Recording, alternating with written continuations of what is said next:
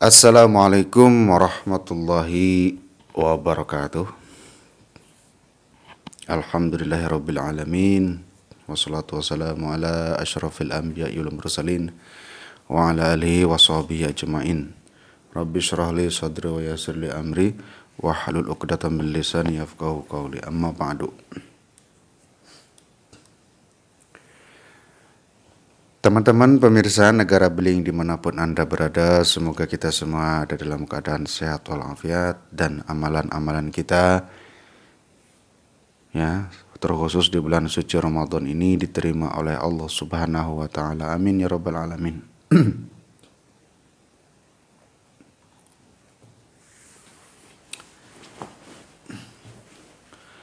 Oke, teman-teman, pada kesempatan kali ini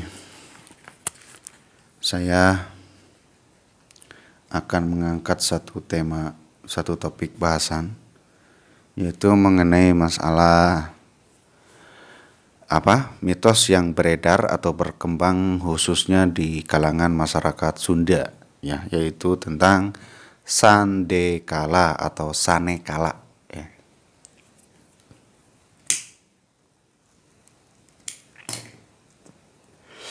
Sandekala ini sudah berkembang turun-temurun dari zaman dulu sampai hari ini. Jadi di waktu kecil pun saya sering dimarahin orang tua kalau maghrib masih bermain di luar rumah, maka akan diteriakin, disuruh pulang. Katanya dengan bahasa Sunda, geus maghrib baralik cenah, bisi aya sandekala gitu kan. Itu jadi kalau di translate ke bahasa Indonesia, cepat pada pulang, ini sudah maghrib, takutnya ada hantu sandekala gitu. Nah, jadi bukan hanya saya, semua teman-teman waktu kecil dulu, kalau bahkan sebelum maghrib pun ini biasanya dicariin orang tuanya. Kalau belum sampai ke rumah, belum pulang ke rumah, maka akan dicariin kemana-mana, diteriakin anak-anaknya, masing-masing disuruh pulang ya. Karena karena masyarakat Sunda khususnya itu meyakini mitos tersebut mengenai hantu sandekala ini yang suka keluar di waktu senja atau di waktu maghrib, mendekati maghrib, dan waktu maghrib dan setelah maghrib gitu. Sehingga para orang tua begitu begitu khawatir kalau nanti anaknya diganggu oleh setan atau hantu sandekala tersebut. Nah, mengenai sandekala ini, menurut para ahli bahasa, Sande itu katanya berarti bukan, sementara kala itu artinya waktu. Ya, kalau digabungin berarti bukan waktu. Yang artinya waktu maghrib itu bukan waktunya untuk bermain, bukan waktunya untuk beraktivitas keduniaan. Semuanya berhenti, bermain, bekerja. Waktu maghrib masuk berhenti, begitu maksudnya. Jadi bukan waktunya untuk beraktivitas atau bukan waktunya untuk bermain. Adapun jenis hantu sandekala ini, sebagian masyarakat Sunda meyakini jenisnya seperti wewe gombel, yaitu ibu-ibu badannya gembrot, payudaranya besar, yang suka menculik anak-anak kecil. Ada lagi sebagian yang digambarkan dengan tinggi besar, hitam, bertanduk, matanya merah. Seperti itu. Itu ada dua versi ya. Tapi dua-duanya berlaku. Ya, intinya setan makhluk halus ini biasanya katanya suka menculik anak-anak kecil. Ya, bisa dimaklumi, namanya anak-anak kecil yang masih sensitif ya terhadap dunia gaib ya. Masih sensitif, masih cepat nangkap, cepat cepat kesetrum atau dengan dunia-dunia seperti itu ya. Terus Tapi di samping itu mereka anak kecil belum mempunyai bekal yang cukup ataupun benteng yang kuat untuk membentengi dirinya dari hal-hal makhluk-makhluk halus seperti itu atau dari jin-jin nakal. Jadi makanya orang tua khawatir gitu. Beda dengan para orang tua yang tentunya sudah mempunyai bekal benteng diri, sering berzikir. Nah, kalau anak kecil kan ya tahu sendiri. Sholat aja masih ngawur kan gitu. Orang gede aja kadang sholatnya ngawur, zikirnya apalagi anak kecil. Makanya makhluk halus atau jin-jin jenis ini gampang sekali menculik anak-anak kecil gitu. Nah, adapun menurut siapa ya? Ya, budayawan apa? Ya, tadi itu menurut budayawan dari asal Sunda ya, yaitu Bapak Aji Prosidi, orang Sunda dia, orang Jatiwangi, Majalengka. Bahwa yaitu sanda itu berarti bukan, kala itu waktu, yang artinya bukan waktunya untuk bermain-main, bukan waktunya untuk beraktivitas. Semuanya berhenti, semuanya beribadah, melaksanakan sholat maghrib gitu. Nah, mengenai mitos ya, sandekala ini ada sebagian orang yang percaya, ada juga yang tidak. Lalu bagaimana kita menyikapinya? Kebelibet ya. Tentu kita harus sikapi dengan cara menelusuri, mempelajari apa itu sandekala. Apakah ada hubungannya dengan syariat? Nah, nanti kita bahas, nanti kita bongkar ya. Jadi, sandekala ini yang menurut sebagian manusia, sebagian orang-orang, terutama orang-orang modern, bahwa sandekala ini hanya mitos, terutama orang-orang di kota besar ya. Kalau di kampung masih kental dengan mitos itu, atau dengan pamali ya. Pamali itu istilahnya pamali kalau seumpamanya maghrib, waktu maghrib masih bermain, masih berada di luar rumah, masih beraktivitas, pamali gitu.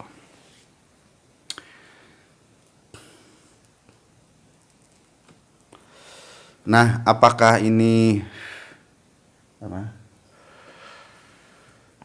mitos ini benar-benar bisa dipertanggungjawabkan atau hanya sekedar kabar mitos yang tidak bermakna. Jadi begini, mengenai sandekala atau hantu ataupun ya hantu itu kan bahasa Indonesia ya. Kalau bahasa agamanya jin gitu kan. Jin itu memang di waktu maghrib kekuatan si jin ini itu bisa bertambah karena spektrum gelombang elektromagnetik itu sama ketika waktu maghrib karena keluar cahaya merah. Yang disitulah banyak jin-jin berkeliaran gitu kan. Bahkan ini sudah diperingatkan oleh Nabi Muhammad Sallallahu Alaihi Wasallam sendiri mengenai hal ini ya. Banyak ya, ada beberapa hadis mengenai jin-jin yang suka berkeliaran di waktu senja atau di waktu maghrib. Jadi ini bukan mitos isapan jempol belaka, bukan kabar burung, bukan bohong. Ini benar-benar sudah diperingatkan oleh Nabi Muhammad SAW bahwa ketika waktu maghrib sudah anak-anak suruh pulang, pintu dikunci dan lain sebagainya. Ini nanti saya bacakan hadisnya ya. Ada hadis diriwayatkan oleh Imam Bukhari dan juga diriwayatkan oleh Imam Muslim ya. Ini saya bacakan hadisnya. Qala Nabi sallallahu alaihi wasallam, la tursilu fawashiyakum wasibyanakum idza ghabatis syamsu hatta tadhhaba fahmatul isya fa inna syayatina tanba'isu idza ghabatis syamsu hatta tadhhaba fahmatul isya. Kurang lebih seperti itu. Yang artinya jangan lepas hewan ternak kalian dan anak-anak kalian apabila matahari terbenam hingga berlalunya awal waktu isya, karena setan bertebaran jika matahari terbenam hingga berlalunya awal waktu isya. Nah, ini ada hadisnya. Jadi, mengenai sandekala ini, kenapa masyarakat dulu, terutama di masyarakat Sunda, sering memperingatkan anak-anaknya atau keluarganya untuk segera pulang? Karena mereka sudah diperingati oleh para kiai, para ulama di kampung-kampung mengenai hal tersebut. Ya, adapun kiai, ulama, ustadz dulu yang memperingatkan, ini ada dalilnya, ada alasannya, makanya berkembang. Jadi itu bukan bukan mitos, bukan berita bohong. Ini beneran sudah diperingatkan oleh Nabi Muhammad SAW seperti yang telah disebutkan tadi hadisnya. Kemudian ada lagi hadis satu lagi nih. Mana nih? Ini saya bacakan lagi. Qala Nabi SAW, idza kana junhul laili aw amsaitum fakuffu subyanakum fa inna syaitana yang tashiru hina idzin fa idza dhahaba sa'atun minal laili fakhulluhum wa aghliqul abwaba wa dhkuru smallahi fa inna syaitana la yaftahu babam mughlaqa wa auku kirabakum wa dhkuru smallahi wa khammiru aniyatakum wa dhkuru smallahi walau an taghrudu 'alaiha syai'a wa atfi'u masabihakum. Ini hadis diriwayatkan oleh Imam Bukhari. Ada di urutan hadis ke 3280. Silakan yang mempunyai kitab Imam Bukhari, hadis Imam Bukhari, silakan dibuka pada halaman urutan ke 3280. Ini sebenarnya hadisnya banyak, selain ini juga ada beberapa. Cuman saya akan bawakan yang ini saja, 2 sama yang Imam Muslim tadi. Ini artinya jika malam datang menjelang, coba disimak ya. Jika malam datang menjelang atau kalian berada di sore hari, maka tahanlah anak-anak kalian di rumah. Karena ketika itu syaiton sedang bertebaran. Jika telah berlalu sesaat dari waktu malam, maka biarkan mereka jika ingin keluar. Tutuplah pintu dan berzikirlah kepada Allah, karena sesungguhnya setan tidak dapat membuka pintu yang tertutup. Ya. Tutup pula wadah minuman dan makanan kalian, dan berzikirlah kepada Allah Subhanahu wa Ta'ala, walaupun dengan sekedar meletakkan sesuatu di atasnya. Matikanlah lampu-lampu kalian. Nah, itu sudah diperingatkan oleh Nabi Muhammad SAW. Tutup pintu, tutup makanan, ya, minimal dengan tisu. Lebih baik lagi dengan penutup yang rapat, ya, supaya tidak dihinggapi oleh hewan-hewan dan juga oleh makhluk-makhluk jin tersebut. Karena waktu maghrib itu setan pada keluar, gitu. Tutup juga pintu, karena setan tidak bisa membuka pintu, gitu kan. Apalagi terus dianjurkan selalu berzikir. Jadi itu ada hadisnya ya. Jadi masalah sandekala ini bukan mitos, ini beneran sudah diperingatkan oleh Nabi Muhammad SAW. Itu hadisnya saya bacakan 2. Itu ada beberapa, banyak itu. Cuman saya bawakan 2 saja. Ini untuk menguatkan bahwa jika sudah waktunya maghrib atau mendekati maghrib sampai waktu isya, itu diusahakan siapapun, itu terutama manusia, anak-anak, suruh pulang atau ke musola, suruh berjamaah sholat. ternak-ternak dikandangin, jangan dikeluarin, makanan ditutup, pintu ditutup, lampu matikan, ya. Nah, ini mengenai lampu matikan ini agak gimana? Sekarang nggak ada yang mematikan. Kalau anak-anak disuruh pulang, ternak dimasukin, berhenti bekerja ini sudah umum lah. Kalau lampu biasanya malah dinyalain kalau maghrib. Nah ini agak sulit juga. Jadi kalau waktu maghrib ya seperti yang sudah diajarkan oleh orang-orang tua dulu, orang tua saya juga, bahwa mengajarkan di waktu maghrib itu jangan keluar rumah, jangan ada di luar rumah, hentikan semua aktivitas. Nabi juga sudah memperingatkan karena itu bahaya. Anak kecil terutama di zaman dulu sering ada berita hilang, diculik wewe gombel. Nah itu ya karena anak kecil sensitif terhadap dunia jinnya, artinya cepat mereka bisa melihat yang tidak bisa kita lihat, tapi mereka tidak mempunyai benteng yang cukup. Nah kalau orang dewasa terutama yang rajin beribadah tentu mempunyai benteng yang lumayan kuat dengan zikir-zikir ya tentunya, dengan sholat. Sementara anak kecil kan belum cukup bentengnya, jadi sering diculik. Nah bahkan saya sendiri pernah mengalaminya, bahkan belum lama. 2 kali saya mengalami. Yang pertama, yang pernah saya dibikin konten di konten sebelumnya ada, yaitu yang saya ditawarin kekayaan oleh si Kunti, wanita berambut panjang berjubah putih, bergamis putih, itu yang katanya di Indonesia disebut Kunti, apapun istilahnya. Intinya itu jin ya. Apapun istilahnya, itu istilah di Indonesia nggak apa-apa. Udah umumnya begitu disebut kunti ya nggak apa-apa, kunti sebenarnya itu jin. Nah yang kedua ini belum lama nih, 1 bulan ke belakang, 1 bulanan lah.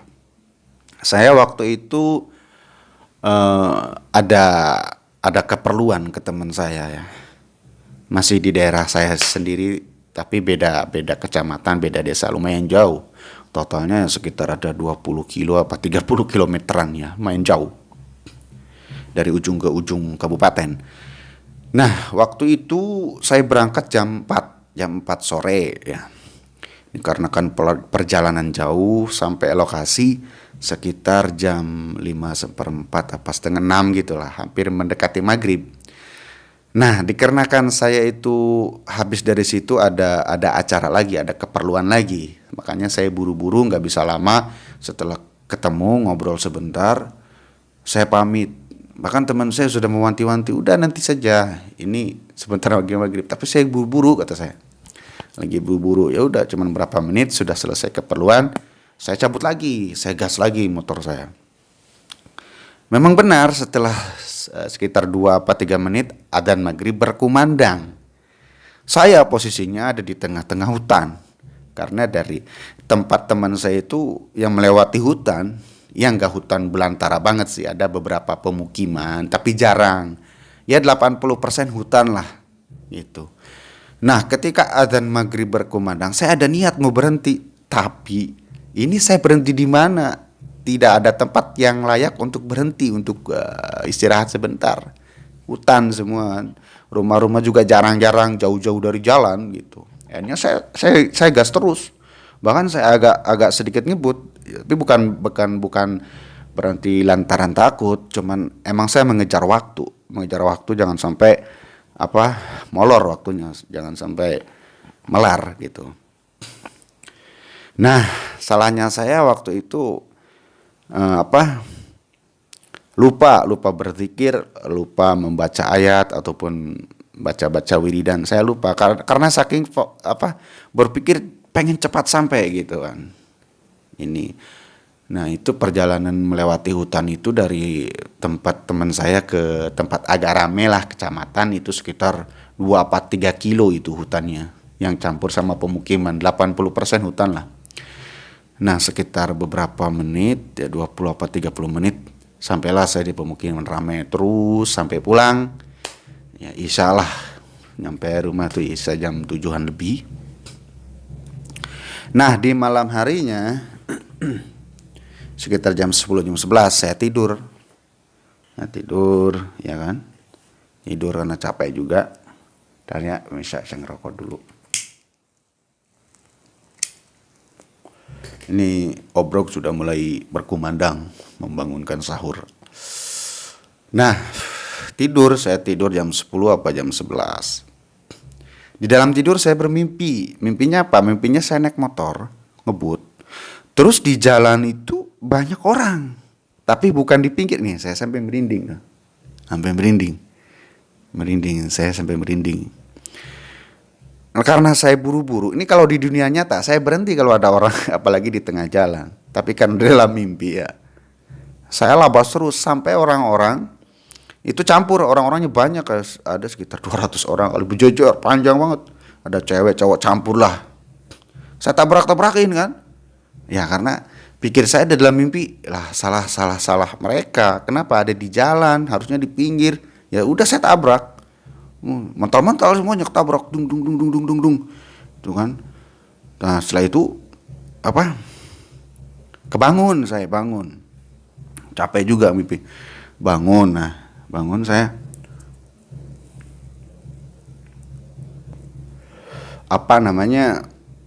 Bangun sebentar. Habis itu tidur lagi. Nah, dari bangun ke tidur lagi, saya belum benar-benar tidur nih, tidur yang kedua. Masih mau tidur, masih antara tidur dan belum. Saya tuh di pantat saya itu perasaan benar-benar ada yang ngelus. Merinding saya tuh. Ada yang ngelus kayak ibu-ibu lagi ngelus anaknya supaya tidur tuh. Pelan banget. Tapi dia ngelusnya melingkar, bukan memanjang.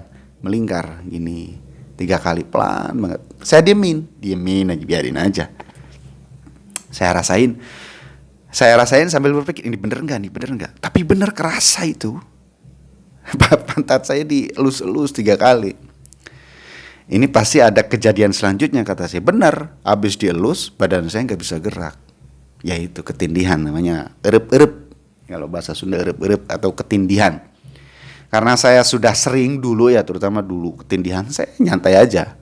Nanti juga berhenti, tapi udah lama ditungguin. Ini badan nggak bisa gerak nih, lama banget. Ya udah saya baca. Baru baca bismillah sudah ambrol, sudah biasa bergerak lagi. Saya bangun, saya baca dulu, karena ini energinya sudah lain, ini suasana udah lain, saya kerasanya udah lain. Saya baca, udah agak mulai tenang, saya tidur lagi. Nah, di tidur yang itu saya mimpi lagi. Mimpinya apa? Saya didatangi seorang wanita, marah-marah datang. Marah-marah, ambil nunjuk-nunjuk muka saya. Cuman pakai bahasa Sunda. Kasar banget. Sia naik motor cenah ulah padu bae men tabrak-tabrak, tuh anu katalabrak. Terus saya kan ya udah, saya minta maaf. Maaf Bu, saya enggak sengaja. Saya lagi buru-buru, lagian kenapa ada di tengah jalan? Ya udah, kalau ada yang terluka bawa sini, cuman pakai bahasa Sunda. Kalau ditranslate, kalau diterjemahkannya seperti itu. Ya sudah, kalau ada yang luka bawa sini, kata saya. Nah, ketika saya ngomong begitu, ada lagi datang satu wanita. Tapi beda ini. Dia marah juga, neriak, tapi marahnya bukan sama saya. Marahnya sama wanita tersebut. Pakai bahasa Sunda. "Boy, aya naon you?" Ambil nunjuk, sampai melotot kan. Teriak kencang banget. Nah, si wanita itu tiba-tiba nunduk, langsung pergi. Nggak balik lagi. Terus saya bangun tuh jam 4 gitu. Jadi ini saya alami sendiri, ini baru sebulanan ke belakang. Dan 2 minggu kemudian motornya malah masuk bengkel itu. Ya artinya jangan sampai kalau memang nggak benar-benar darurat, ditahan dulu waktu maghrib gitu. Emang kecuali darurat, kalau darurat ya diusahakan baca-baca sebelum berangkat. Ketika berangkat, ketika di perjalanan jangan lupa terus berzikir, bersolawat, ingat kepada Allah Subhanahu Wa Taala. Gitu saran saya. Jadi karena sandekala ini memang sudah diperingatkan oleh Nabi Muhammad SAW sendiri. Itu memang benar adanya, kalau waktu maghrib itu kekuatan si jin itu meningkat. Mereka berkeliaran, kacau. Ya mungkin dengar adzan kali kali adzan maghrib, jadi mereka tuh kacau. Mungkin.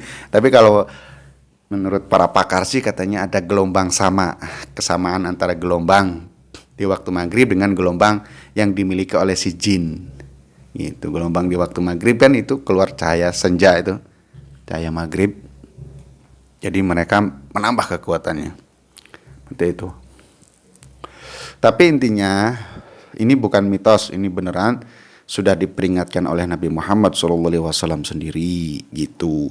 Jadi waktu maghrib diusahakan siapapun, terutama anak kecil, sudah suruh pulang, suruh ngaji, sholat di masjid, di musola, seperti itu ya. Karena ini sudah ada dalilnya, sudah ada hadisnya ya. Tadi yang sudah saya bacakan tadi dari riwayatnya yang diriwayatkan oleh Imam Bukhari dan Imam Muslim radhiyallahu anhuma gitu ya.